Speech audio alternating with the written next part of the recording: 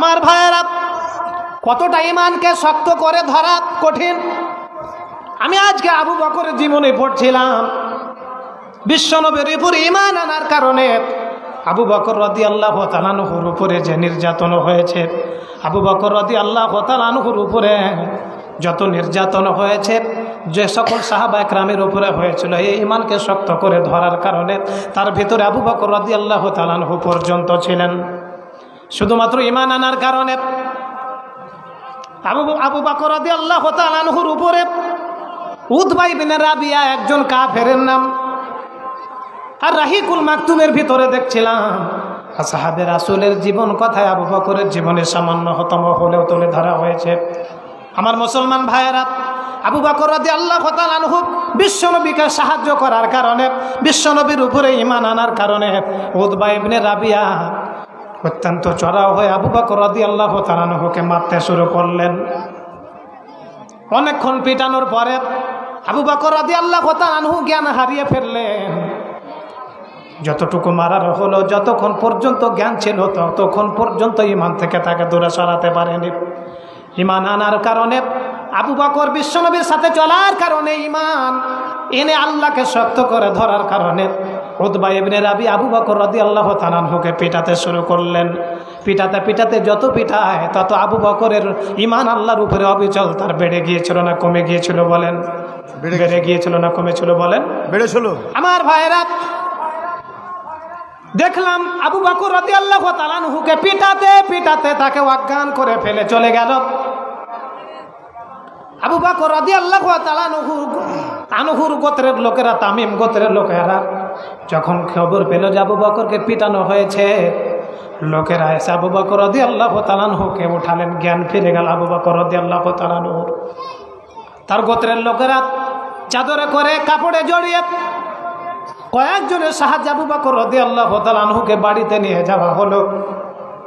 ইসলামের উপরে, ঈমানের উপরে অবিচল থাকাটা আল্লাহ পাক এর জন্য দাবি দেয়নি।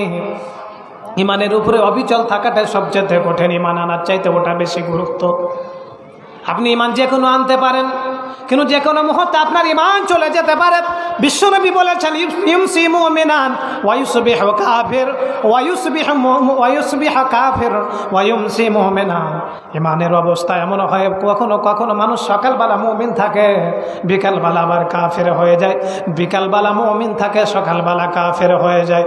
ও ধর্মনিরপেক্ষ মতবাদের উৎস বলে, মুখ দিয়ে কথা বলে, জনগণ সকল ক্ষমতার উৎস। যখন সে কথা মুখ দিয়ে বলে, সাথে সাথে সে মুশরিক হয়ে যায়।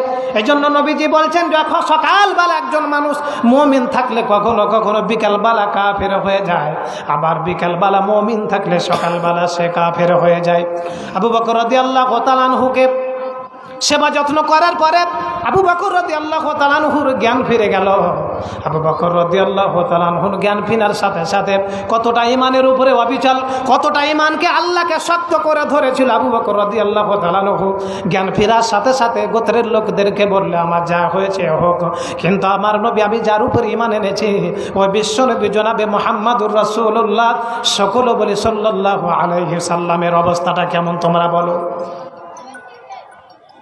এতটুকু বলার কারণে আবু বকরের গোত্রের লোকেরা চিন্তা করলে, ওকে কষ্ট করে আমরা আনলাম, জ্ঞান ফেরার পরে আমাদের খোঁজ না নিয়ে কোথাকার কার উপরে ঈমান এনে মুহাম্মাদের খোঁজ নিচ্ছে। সবাই তার উপরে রাগ করে তার আশেপাশ থেকে চলে গেল। তার পাশে মা আসলে, মায়ের নাম ছিল উম্মুল খায়ের।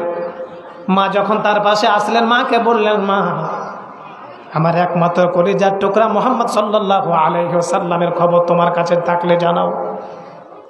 আবু বকরের মা বললেন, বাবা, আমার কাছে তো তার খবর নাই, আমি তো তার ব্যাপারে জানি না। আবু বকর রাদিয়াল্লাহু তাআলা আনহু তার মাকে বললেন, উম্মুল খায়েরকে বললেন, উম্মে জামিল নামের একজন মহিলা, এই মহিলা ও বিশ্বনবীর খোঁজ খবর রাখতেন।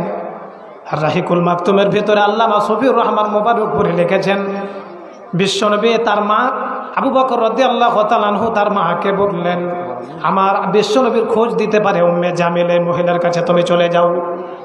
তুমি যদি না যাও তাহলে আমি ততক্ষণ পর্যন্ত খাবো না, যতক্ষণ পর্যন্ত নবী কেমন আছে এটা না জানা পর্যন্ত আমার পেটে কোনো খাবার ঢুকবে না, আমি প্রবেশ করাবো না। আবু বকর রাদিয়াল্লাহু তাআলা আনহুর মা ছেলেকে ভালোবাসে বলে উম্মে জামিলের বাড়িতে চলে গেলেন। যাওয়ার পরে বললেন, মুহাম্মদ কেমন আছে একটু জানাও না তো, বা আমার ছেলের অবস্থা ভালো নয়। উম্মে জামিল বললেন, আমি মুহাম্মদকেও জানি না, আমি আবু বকরকে জানি না, তবে এতটুকু সাহায্য করতে পারি, যদি আবু বকরের দরবারে আমাকে নিয়ে যাও, তাহলে আমি যে মুহাম্মাদের খোঁজটা তার দরবারে দিব, তোমার সাথে কথা হবে না। আবু বকর রাদিয়াল্লাহু তাআলা আনহুর মা উম্মে জামিলকে সঙ্গে নিয়ে আসলেন। উম্মে জামিলকে দেখে বিশ্বনবীর কলিজার টুকরা সাহাবী আবু বকর রাদিয়াল্লাহু তাআলা আনহু বললেন, উম্মে জামিলকে বললেন, আমার নবী কেমন আছে বলো। উম্মে জামিল বললেন, আবু বকর তোমার নবী অত্যন্ত ভালো আছে, তিনি খুব ভালো আছেন। এবার আবু বকর রাদিয়াল্লাহু তাআলা আনহু শপথ আরো বেড়ে গেল। ঈমান আনার পরে ঈমানকে শক্ত করে ধরা কতটা কঠিন, কতটা কষ্ট করে তারা ঈমানের উপরে অবিচল থেকেছিলেন। আজকে আমাদের ঈমানের অবস্থা, কোথায় হাত বাঁধবো কোথায় বাঁধবো না, এ নিয়ে আমাদের জীবন শেষ হয়ে গেল।